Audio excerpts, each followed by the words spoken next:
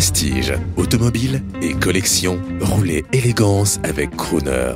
Bonjour, je suis pour Crooner Radio, je m'appelle Grégory Carigny, garage du Damier. Nous sommes devant une magnifique Austin Mini, mais une vraie, la toute petite. Et là, vous êtes en train de me montrer un redoutable engin de course. Mais comment peut-on faire d'un petit pot de yaourt comme ça une voiture de course ? Ah bien, c'est pas compliqué, on change donc la motorisation en termes de cylindrée et on augmente les capacités sur le châssis. Et on a un gain de poids, c'est-à-dire qu'on passe d'un poids de 620 kg d'origine sur un poids de 535. Là, je vois qu'il y a des arceaux de sécurité partout. Elle va à combien cette voiture ? Alors en vitesse de pointe à peu près 200 km/h parce qu'on a monté un rapport de pont très court pour une utilisation circuit. J'ai entendu dire que dans les rallyes type Monte Carlo et autres, c'est des voitures qui tenaient étonnamment la route devant les autres. Exactement, c'est par rapport à leur empattement et le poids.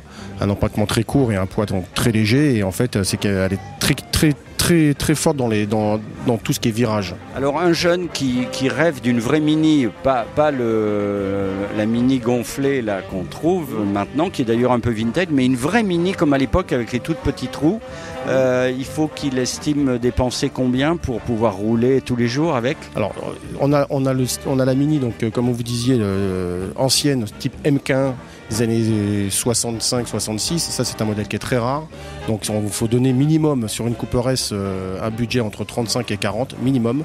C'est trop cher pour un jeune. Voilà, exactement, donc là on y arrive et quand on trouve une petite Mini usage routier citadine, on peut trouver minimum 5 000 €, voilà, 5 000 € dans un bon état.